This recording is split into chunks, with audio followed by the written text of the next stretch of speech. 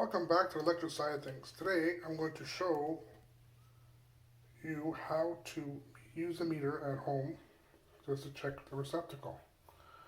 I got lots of meters here. I got a Fluke, I have a Klein, and I have a Canadian Tire one. It's a very cheap one. But we're going to see. They all read the same. But I'll show you how to do it. So on a meter, you'll see a V with a little squiggly line on top. This one has a squiggly line, but it says 600 to 200 volts. And this one has a squiggly line. The line with the dots on it, it's DC, and the line with the squiggly line is AC. Your home runs on AC voltage. So it's very simple. All you gotta do is put the leads inside the receptacle. So we will use the Klein first, actually the Fluke first. So this is a tamper resistant plug. So tamper resistant plugs don't let you stick anything inside there, the whole C, but if you have both of them at the same time, boom, the issue is in there. That's how it works. You can't use one at a time, but if you put both of them at the same time, you'll get in there. And you'll see 120 volts. So now, if you're checking the receptacle, see if it has power. It has power.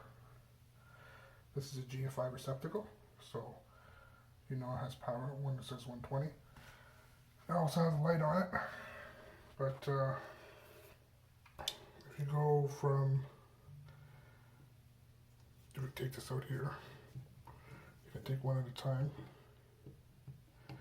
So from ground to neutral, you'll see some small number.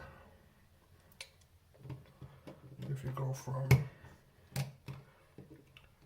power to neutral, you'll also see 120.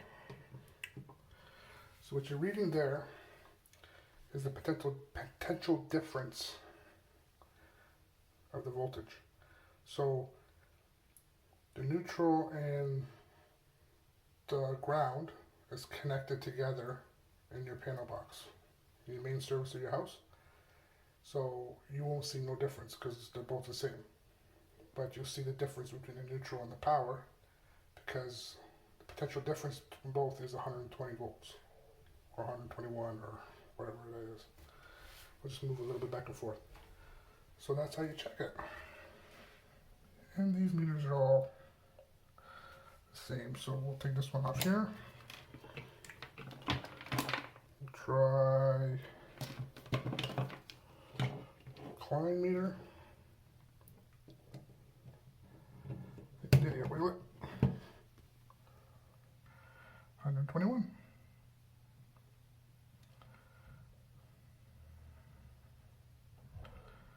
And it'll be the same when you touch the neutral and the ground.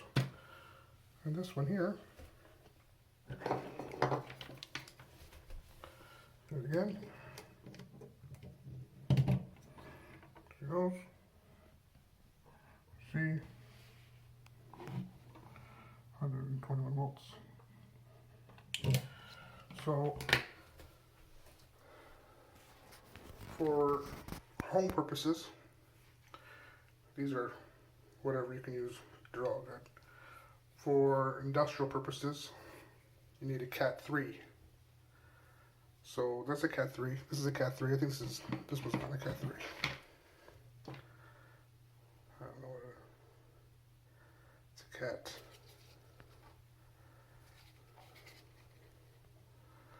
Actually, it's a Cat 3. I wouldn't trust it.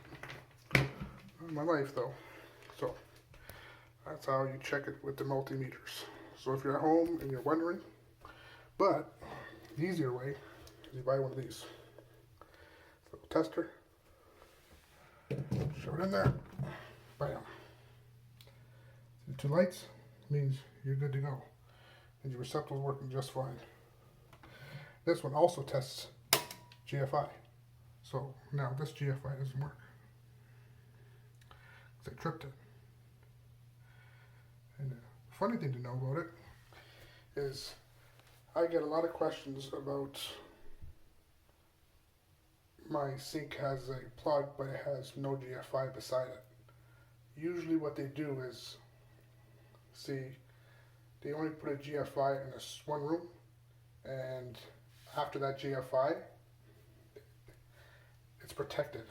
So they'll put regular receptacles in the washrooms. So, but they're still protected with the GFI after this one. That also happens outside in your outside receptacles. A lot of people ask me, oh, my receptacle, I was using a power washer and now all of a sudden my receptacle doesn't work. I say it's the GFI. And they'll say, no, the one I'm using is not a GFI, but what I said, go around your house and check if there is a GFI outside and see if it's tripped. So a lot of times that GFI is tripped, so it trips them all out.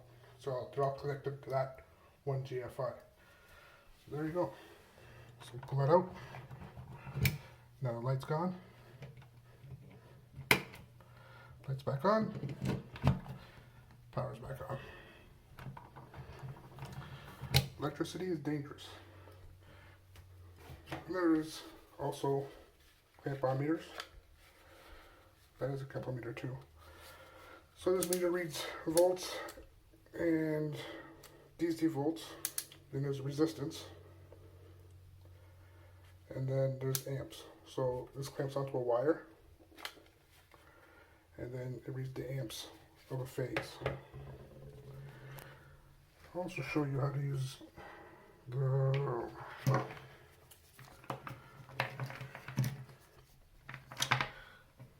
continuity. There's continuity check. Hear a beep. So if you want to know if the wire is good, put this one end of the wire to the other end of the wire. You hear that beep, you know you got continuity.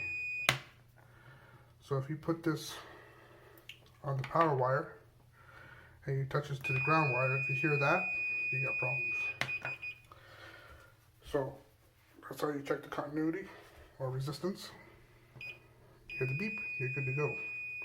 If you're checking the fuse, hear that, you're good. If you don't hear that, you're not good. If you're checking a light bulb, you checked out the outer case to the middle of the light bulb, the little stem in the bottom, in the outer case. If you hear this, the light bulb's good. If you don't hear it, the light bulb is blown. Anyways, hope you guys enjoy this. Hope you learned something. Help you guys figure stuff out at your home. If you like this stuff, let me know. Put a comment below. Have a great day and be safe.